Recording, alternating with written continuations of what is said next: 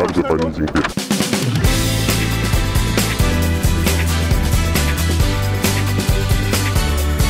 Czajnikowy.pl. Czajnikowy.pl. Poprosiłbym tak peach green tea, tak? To jest tą maczę średnią. Tak, wszystko na wynos poprosimy. I wszystkie herbaty, czyli w sensie bez hibiskusa i bez mięty, czyli Earl Greya, białą, zieloną, tutaj jest z miętą, z cytrusami. Citrus? Tak? I zieloną po prostu czystą, nie? To jest ta... Emperor. Dobrze, to wszystko będzie na Tak, o, kartą. 6 zł, można wziąć kartę, bardzo proszę. Bardzo proszę dla pana Paragoni. Dziękuję bardzo. Czy pan tu jest spróbować oprócz tego? Możemy zobaczyć którąkolwiek jeszcze, no bo zamówił pan dużo temat, widzę, że pan chce skosztować, to możemy którąś z tych jeszcze zrobić za darmo. Super. A czy z tych, czy w ogóle? No, skoro pan sobie życzy. No to może tą jaśminą. To jaśminową, dobra, to jeszcze to. Fajnie, bardzo dziękuję. Proszę bardzo. Kupiliśmy 7 herbat, w tym 2 na zimno, jeśli dobrze zrozumiałem. Jedna na pewno to jest taka lemoniada na bazie zielonej herbaty. Pytałem o jakąś, która byłaby najbardziej herbaciana w smaku. Właśnie ta brzoskwiniowa na zielonej była polecona. Matcha to jest tutaj też, jak sądzę, na zimno, tak zrozumiałem, więc 2 takie powiedzmy iced tea. Do tego mamy English Breakfast Tea jako klasyka czarnego. To również spoza tej serii, która jest wystawiona. Earl Grey, tą wybraliśmy sami. Youthberry, czy dobrze mówię? Youthberry, right? Mieszanka na białej. Mięta z cytryną zielona, to też wybraliśmy jako przykład aromatyzowanej. Emperor Green to jest czysta zielona i gratis dostaliśmy jeszcze jedną do wyboru. Wybrałem jaśminową. Bardzo pani dziękuję.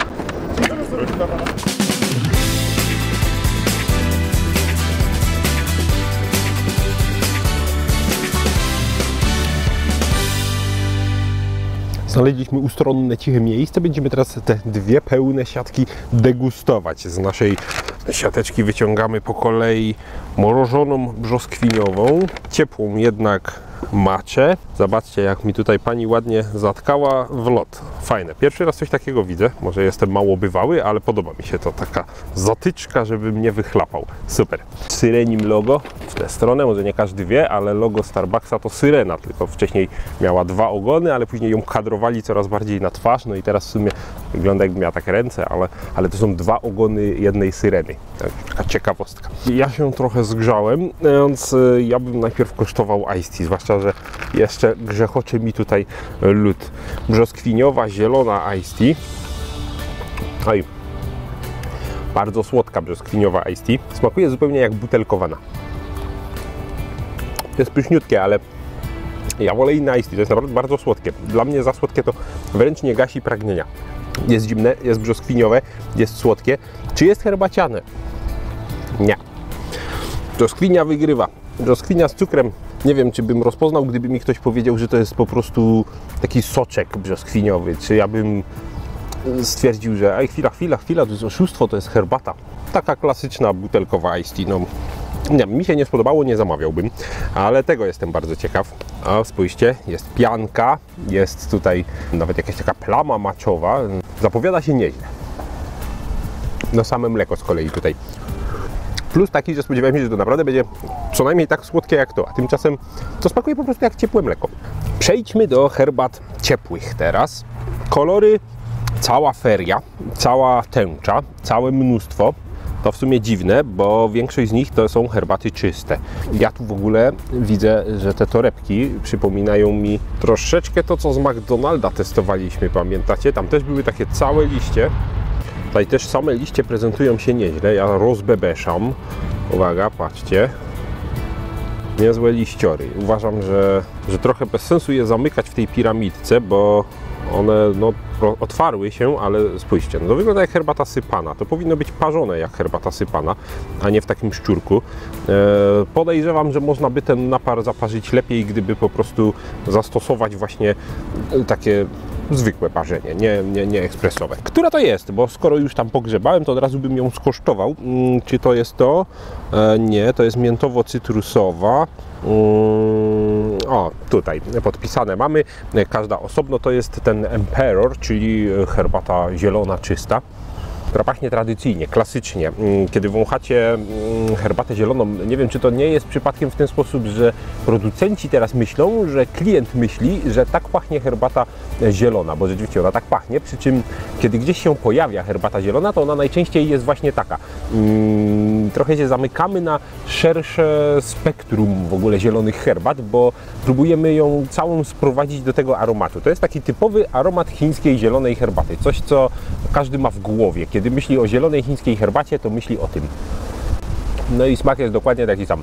To jest taka herbata poprawna, tak jakby nie zachwyca to, ale nie ma zachwycać. Tu chodzi o to, że człowiek ma ochotę się w tej kawiarni napić po prostu zielonej herbaty i ją dostaje. I jest to smak, którego się spodziewa, ponieważ spodziewa się, że tak smakuje herbata chińska i to nie jest chwila, w której on szuka czegoś więcej, czegoś do degustacji, czegoś z wyższej półki. On po prostu szuka chińskiej zielonej herbaty i ją dostaje. Jest ok, mógłbym pić. Liście są duże, może i zaparzone w szczurku, ale ok. Nie wyglądają źle te listki, które nie mają tych takich różnych typowych wad, które często się pojawiają w takich marketowych herbatach sypanych zielonych, gdzie mamy przebarwienia, mamy gdzieś te liście zniszczone. To jest jednolity kolor liścia, jednolita jest też struktura w sensie takim, że nie ma tam drobnicy, nie ma jakichś nierównych tych liści, mniej więcej jedna gradacja. Jak na kawiarnię drugofalową, która udaje trzeciofalową, to jestem zachwycony. Jaśminowa, no. Jaśminowa, która bardzo pachnie jaśminem, przy czym zaparzyła się dość ciemno. Gdybym miał zgadywać po kolorze, to bym pomyślał, że ta jest raczej jakaś taka leciutko czarna. Napar bursztynkowy wręcz, taki no niezbyt zielony, a jest to herbata zielona. Pięknie pachnie jaśmin, to muszę przyznać. Nie jest to jakiś aromacik. No, troszkę bardziej pachnie niż smakuje, ale ogólnie spoko. Tutaj ta herbata już jest trochę niższej jakości, mi się zdaje. Wchodzi w jakieś takie taniny. Gdyby to była tamta poprzednia zielona z dodatkiem jaśminu, byłoby dużo lepiej. Tutaj sama baza herbaciana troszeczkę przegrywa. Ale o ile dobrze zrozumiałem tę panią, to jest nie z tej nowej serii, którą mieliśmy na ladzie tam wystawione, te pudełka piękne, tylko jest to jakaś chyba jaśminowa, która była u nich wcześniej, zanim wprowadzili te. No, generalnie rzeczywiście różni się. Tamta bardziej jakościowa. Ta jest taka kiepska jaśminowa o fajnym jaśminie. Tu już wpadły jakieś muchy, to ja może zacznę od tego, bo wpadnie jeszcze więcej, a skoro są tu muchy, to znaczy, że jest to pyszne. Mięta i cytrusy. I proszę, w ten sposób będziemy mieli zaliczone wszystkie zielone, bo to jest kolejna trzecia zielona, tym razem właśnie aromatyzowana. No i pachnie miętą, cytrusami słabiej, ale mięta jest charakterystyczna, fajna taka, podoba mi się. Nie jest taka, wiecie, jak pasta do zębów, tylko trochę tak jak taka marokańska, taka mięta, jaką ja lubię. Nie taka, że potem wow, czuję się, jakbym świeżo umył zęby, tylko przyjemna, orzeźwiająca. Gdyby dosłodzić, to naprawdę Maroko. Sama baza herbaciana znowu ok. To jest znowu ta sama seria. Ja podejrzewam, że ta herbata będzie podobna do tamtej. Znajdźmy jej torebkę może. O, jestem ciekaw. Lubię to rozrywać, patrzcie. O, co tu mamy? Liście. No spójrzcie, jak one są tu upchnięte. To jest krzywda dla herbaty. To one nie miały szansy w ogóle. Nie dano im szans. Ale czy to jest w ogóle to? Nie, rozbebeszyłem tę jaśminową. Dobra. Ale generalnie widzimy od razu liść gorszej jakości niż ten poprzedni. Widzicie? Zdecydowanie inna klasa herbaty.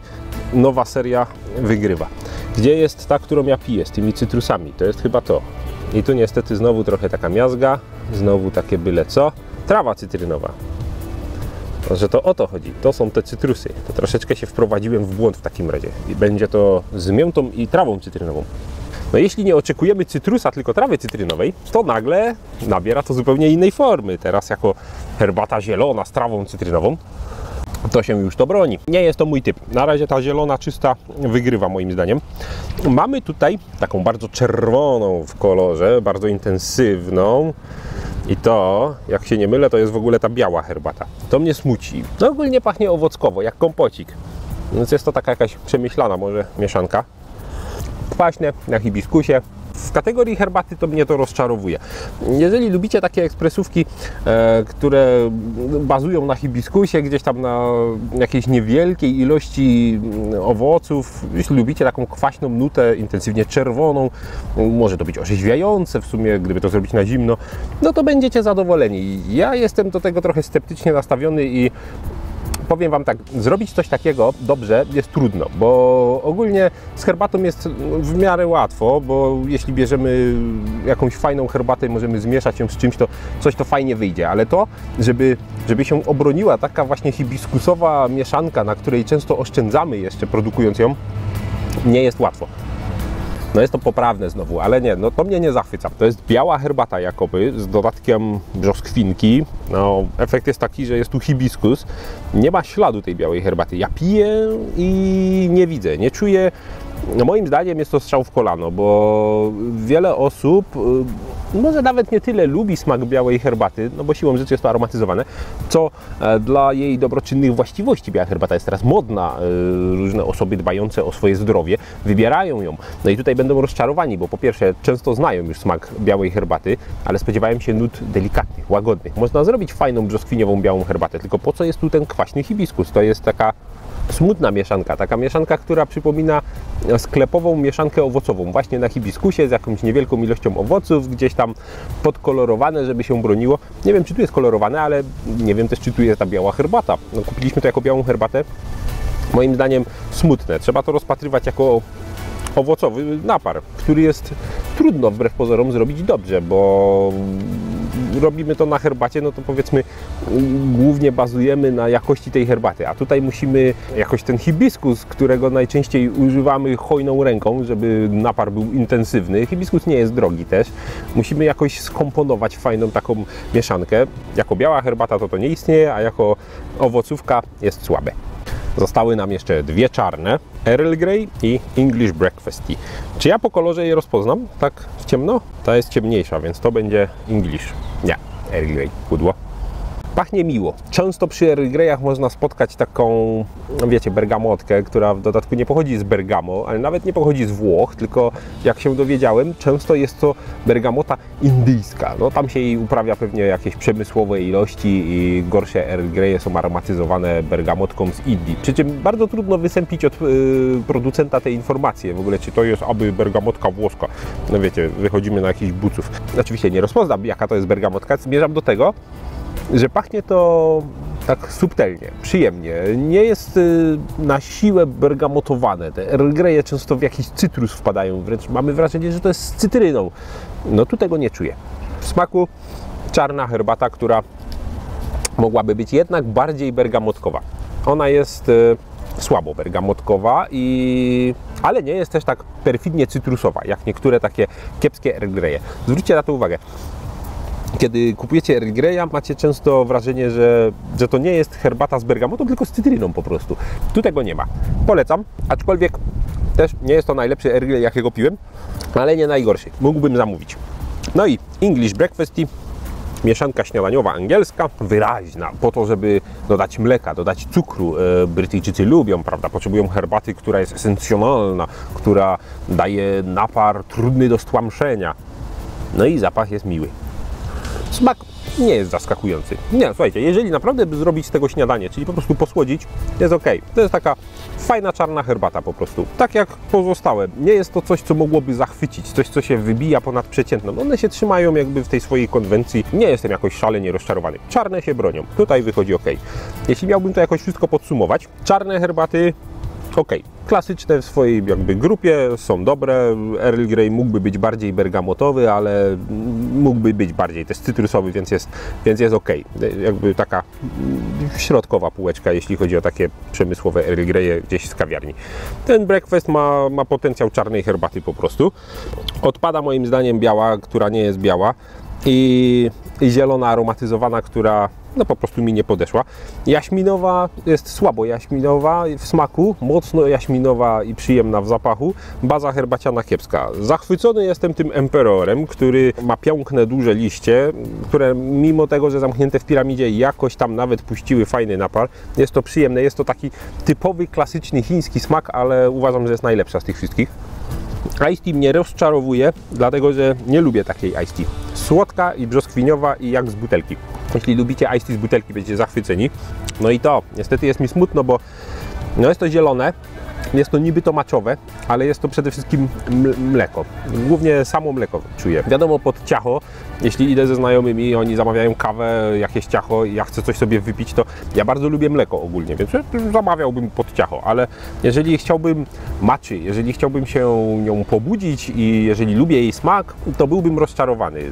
Ogólnie fajny jest pomysł robienia matchy z mleczkiem, bo taki koktajl jest przyjemny z rana, dobrze się kojarzy, ale no nie, tutaj no trzeba dać więcej albo wyższej jakości matchy. Słabo ją czuję. Ogólnie jestem pozytywnie zaskoczony. Spodziewałem się, że to będzie typowe jakieś takie, wiecie, na poziomie marketu. Tymczasem okej, daje to radę. Można coś wybrać i można nawet pochwalić, więc super. Co wy o tym myślicie? Czy pijacie w Starbucksie herbaty? Czy macie inne opinie? A może próbowaliście innych, bo nie wszystkie wzięliśmy? Może rozwiniecie trochę ten temat? Czekamy na wasze komentarze i do zobaczenia na czajnikowy.pl. Czajnikowy.pl